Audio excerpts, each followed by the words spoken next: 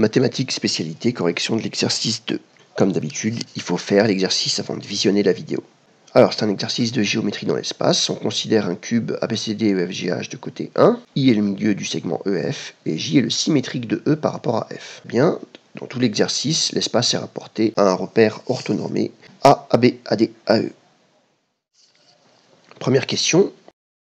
Par lecture graphique, donnez les coordonnées des points I et J. On va se contenter d'une lecture graphique, mais si on avait dû justifier, on aurait dû exprimer AI et AJ en fonction de AB, AD et AE, les trois vecteurs de base. Là, on se contente simplement de dire, dans le repère orthonormé, le point I a pour coordonnées 1, 0, 1. Le point J, lui, a pour coordonnées 2, 0, 1. Petit b, toujours dans le petit 1, en déduire les coordonnées des vecteurs DJ, BI et BG. Alors bien sûr, donc toujours par lecture graphique, on va déterminer les coordonnées de D, B et G dans le repère A, AB, AD, AE. D a pour coordonnées 0, 1, 0. B a pour coordonnées 1, 0, 0. Et G a pour coordonnées 1, 1, 1. Il ne reste plus qu'à appliquer la formule pour déterminer les coordonnées d'un vecteur.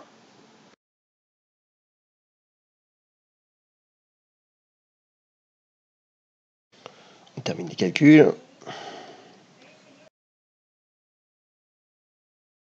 Voilà pour cette question.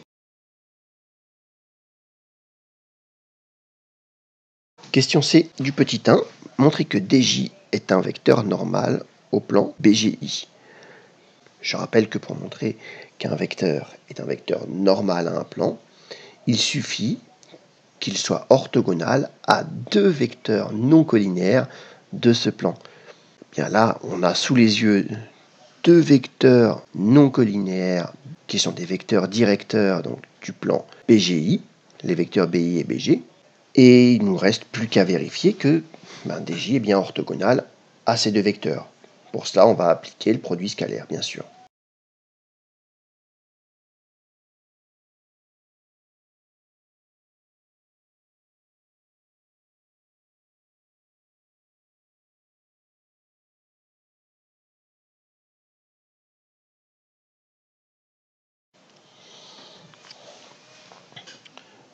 On vient de montrer grâce au produit scalaire que DJ était orthogonal à BI et que DJ était orthogonal à BG. BI-BG est un couple de vecteurs directeurs du plan BGI et donc le vecteur DJ est bien un vecteur normal au plan BGI.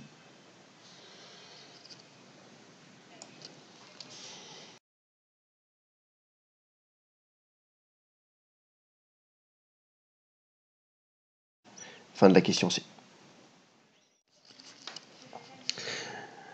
Nous venons de montrer que le vecteur DJ qui a pour coordonnées 2, moins 1, 1 est un vecteur normal du plan BGI.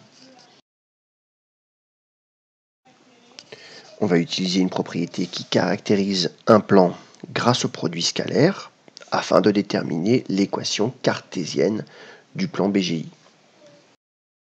Pour cela, il nous suffit d'un vecteur normal au plan BGI et d'un point qui appartient à ce plan. Donc par exemple, on va prendre le point G qui a pour coordonnées 1, 1, 1. L'ensemble des points M, coordonnées X, Y, Z, qui appartiennent au plan, est l'ensemble des points M qui vérifie Gm scalaire dj égale 0. Il n'y a plus qu'à exprimer ce produit scalaire en fonction des coordonnées de M.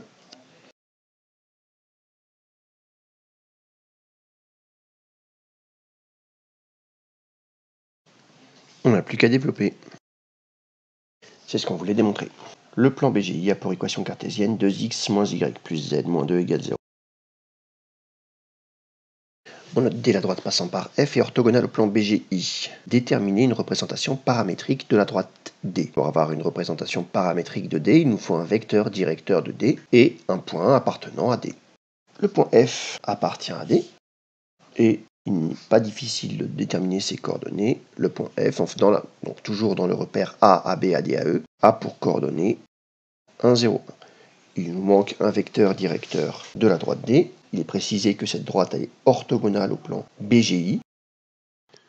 Donc n'importe quel vecteur normal au plan BGI est un candidat idéal pour être vecteur directeur de la droite D. Prenons le vecteur DJ par exemple.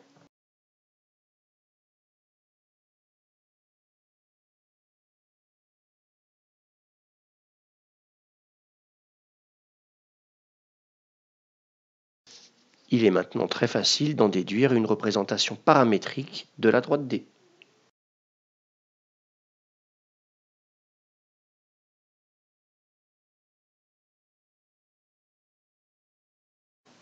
Les coefficients qui apparaissent devant le paramètre de la représentation paramétrique, c'est les coordonnées d'un vecteur directeur de la droite, et donc qui n'est pas en produit avec le paramètre, et bien c'est simplement les coordonnées d'un point qui appartient à la droite. En l'occurrence, là, j'ai pris le point F.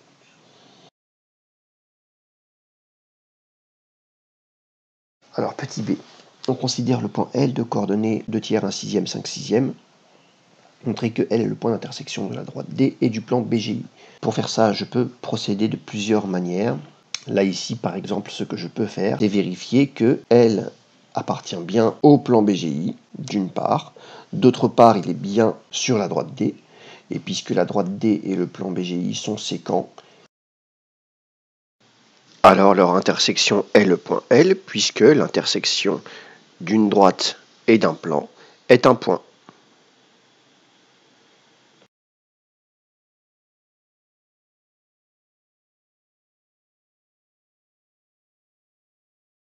Pour vérifier que L appartient au plan BGI, je vais remplacer dans l'équation cartésienne du plan BGI x, y et z par les coordonnées du point L, et je vérifie que l'égalité est bien vérifiée.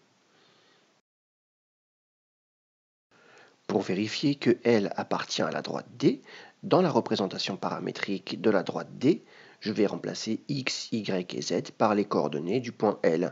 En résolvant les équations, je dois trouver une même valeur pour t.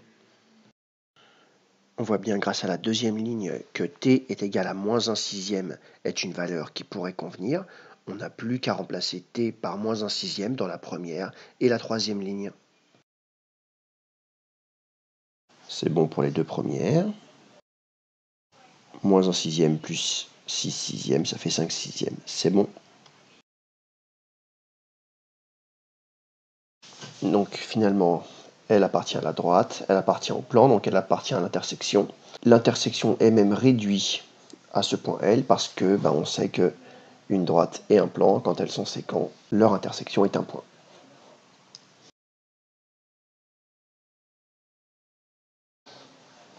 Voilà pour cette question. Petit 3, on rappelle que le volume V d'une pyramide est donné par la formule, donc 1 tiers de R de base fois hauteur. On demande de calculer le volume de la pyramide FBGI.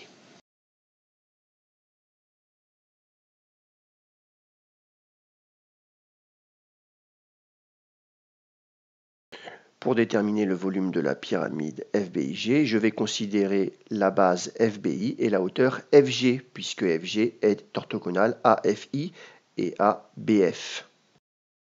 J'aurais pu procéder autrement, bien sûr.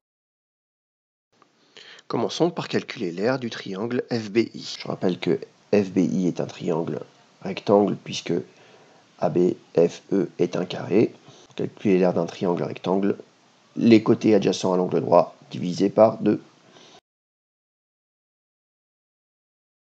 Un quart unité d'aire. Pour le volume, donc c'est très simple, maintenant qu'on a ça. Unité de volume.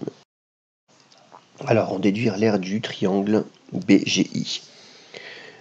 Eh bien, ici, il faut imaginer qu'on a une droite D qui passe par F et qui est donc orthogonale au plan BGI. On a déjà calculé le volume de la pyramide FBGI d'une certaine manière. On a trouvé 1/12e d'unité de volume. L'idée, ici, c'est de calculer le volume de la pyramide FBGI en considérant une autre base de la pyramide. Je vais considérer la base BIG Et donc la hauteur qui correspond à cette base n'est autre que la hauteur FL. Alors pourquoi est-ce que c'est bien une hauteur? Puisque par définition, la droite D qui passe par F et par L est orthogonale au plan IBG. Donc le volume de la pyramide FBGI, 1/12 d'unité de volume. Exprimons maintenant le volume de la pyramide en fonction de l'aire du triangle BIG, en prenant donc pour hauteur FL. On réapplique la formule, cette fois on considère que la base, donc c'est le triangle BIG, la hauteur qui correspond c'est FL. Il nous faut la longueur du segment FL, donc qui ne va pas être très difficile à calculer puisqu'on a les coordonnées des 2 points.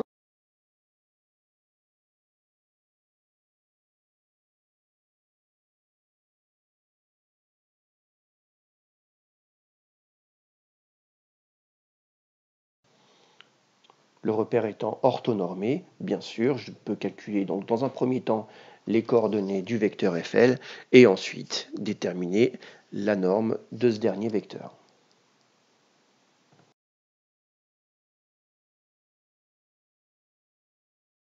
On n'a plus qu'à remplacer dans cette égalité FL par racine de 6 sur 6 et à résoudre l'équation pour en déduire l'aire en unité d'aire du triangle BIG.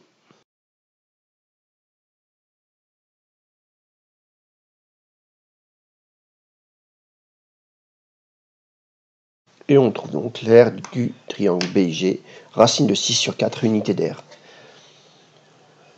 Ce qui met un terme à cet exercice.